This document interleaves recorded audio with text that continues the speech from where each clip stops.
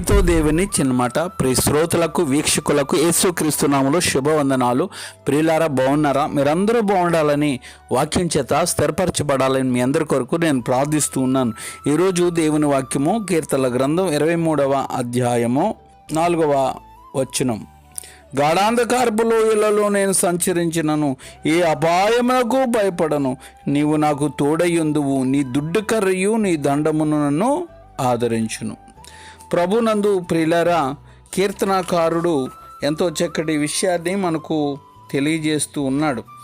గాఢాంధకారపు లోయలలో నేను సంచరించినను ఏ అపాయమునకు భయపడను. నీవు నాకు తోడయ్యుందు, నీ దుడ్డు కర్రీ నీ దండము నన్ను ఆదరించును అంటాడు. ఇంతవరకు దావీదు ఏకవచనాన్ని ఉపయోగించాడు. ఆయన నడిపించును, ఆయన పొరుండజేయును, ఆయన సేద తీర్చును అన్నాడు.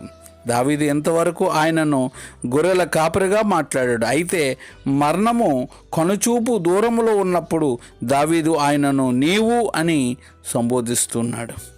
ఇక ఇప్పుడు కాపరిని గూర్చి కాదు, కానీ కాపరితోనే మాట్లాడుతూ ఉన్నాడు. అంధకారము ఉన్నదంటే వెలుగు కూడా ఉన్నదని అర్థం. వెలుగు ఒక వస్తువు మీద పడినప్పుడు ఆ వస్తువు నీడ కానీ ప్రక్కనే పడుతుంది. విశ్వాసికి అవిశ్వాసికి ఎక్కడే తేడా కనబడుతుంది. మరణం ఒక నీడ వంటిదైతే విశ్వాసి మరణించి వెలుగులోకి వెళ్తాడు, అవిశ్వాసి మరణించి నీడ వంటి చీకటిలోకి వెళ్తాడు. ఈ చీకటి నిత్యం ఉంటుంది, దాని పేరే నిత్య నరకం. క్రీస్తు లేకుండా ఒంటరిగా చనిపోయి చీకటిలోనికి వెళ్ళిపోవడం అనేది భయంకరమైన విషయం.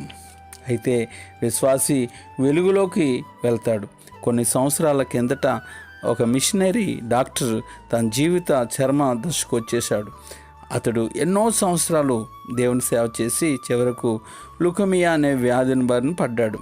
తమ డాక్టర్ గారు కనుక ఎంతకాలం తను జీవిస్తాడో అతనికి తెలిసిపోయింది. తనకు పరిచయం ఉన్న సంఘస్థులకు ఉత్తరాలు రాశాడు. సహోదరులారా, దావీదు గాఢాంధకారపు లోయల్లో గూర్చి రాశాడు. ఇప్పుడు నేను ఆ లోయల్లోకి వచ్చాను, అయితే ఇక్కడ నాకు చీకటి ఏమి కనబడడం లేదు.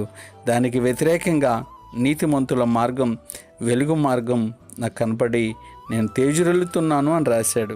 నిజమే, యేసుక్రీస్తు నందు ఉన్న వారికి మరణం ఒక ఎడబాటు, మరణం పరలోకానికి వెళ్ళే ఒక మార్గం అవుతుంది. ఎందుకంటే మరణం తర్వాత వెలుగు రాజ్యము పరలోకం ఉంది.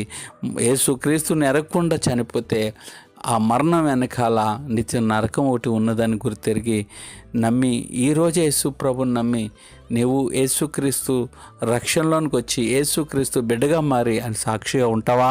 దేవుడు నేను పిలుస్తున్నాడు. May God bless you. దేవుడు నిన్ను నీ కుటుంబాన్ని దీవించును గాక. ఆమేన్.